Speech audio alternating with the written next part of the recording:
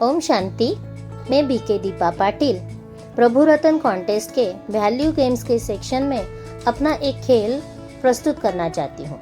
खेल का टाइटल दिया है खेल खेल में जीवन के रहस्य, कर्म सिद्धांत आधारित सांप सीढ़ी।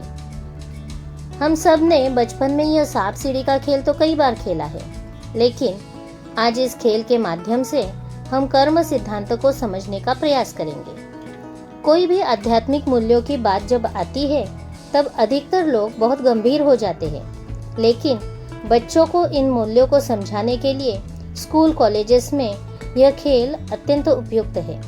बड़े भी इस खेल को बहुत एंजॉय करते हैं। इसमें एक समय पर 3 या 4 प्रतिभागी खेल सकते हैं। हर प्रतिभागी को डाइस फेंक कर इसमें प्रवेश करना है। जो भी अंक आएगा उतने कदम पट पर आगे चलते अपनी यात्रा फिनिश तक पूर्ण करते जाना है। बीच में अगर सीढ़ी मिलती है तो बोनस चांस भी दिया जा सकता है। इसे खेलने में 5 मिनट का समय पर्याप्त है। तो आइए जानते हैं कि इस खेल का रहस्य क्या है। इस खेल में दर्शाया है कि हम जीवन में जो भी कर्म करते हैं उसका फल हमें अवश्य प्राप्त होता है। अच्छे कर्मों से हमारी ऊर्जा में वृद्धि होती है, हम आगे बढ़ते हैं, तो बुरे कर्मों से ऊर्जा क्षीण हो जाती है और हम गिरावट महसूस करते हैं। हमारे कर्म गुण और अवगुणों से प्रभावित होते हैं। जब हम जीवन में गुणों के आधार से कर्म करते हैं तो हमें सीढ़ी मिल जाती है, अवस्था ऊंची हो जाती है, अर्थात पुण्य का खाता जमा हो जाता है। जब हम अवगुणों की चपेट में आकर दुष्कर्म करते हैं तो पाप का बोझा बढ़ जाता है, जिस कारण दुख अनुभव होता है।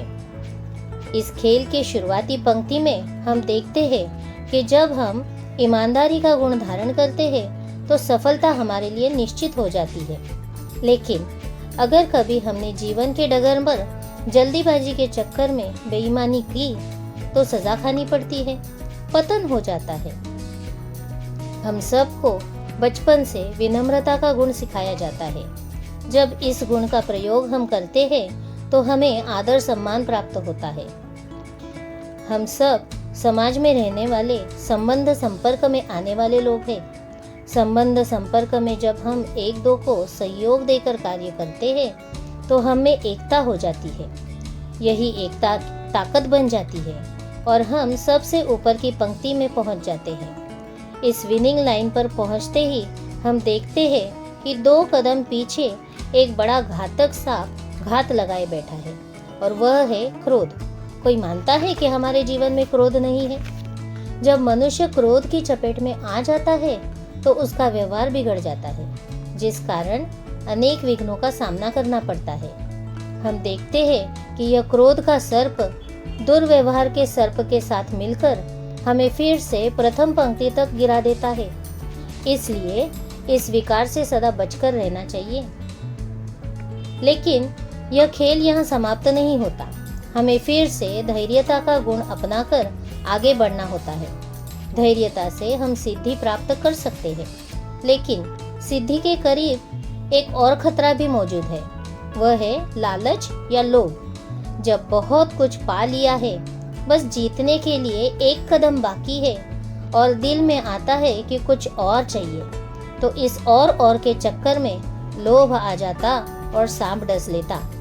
अवस्था गिर जाती है, व्यक्ति असंतुष्ट हो जाता है। फिर भी इस खेल को जारी रखते हुए हम खेलते रहते हैं। जब चलते चलते जीवन में आलस्य प्रवेश कर लेता है तो बड़ा भारी नुकसान हो जाता है। हम सीधा शुरुआत के करीब अर्थात अप्राप्ति के करीब पहुंच जाते हैं, फिर जिससे मनुष्य को बहुत दुख हो जाता है।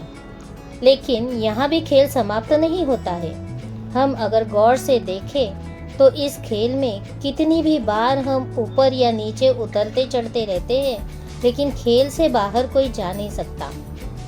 अर्थात इस संसार में जब तक हम अपने कर्मों के सारे हिसाब किताब पूरे नहीं कर लेते, हम फिनिश लाइन पार नहीं कर सकते। तात्पर्य यह है कि इस खेल को प्रैक्टिकल में खेलते खेलते हम गुणों और अवगुणों के प्रयोग और कर्म सिद्धांतों को अच्छी रीति से समझ सकते हैं। Thank you.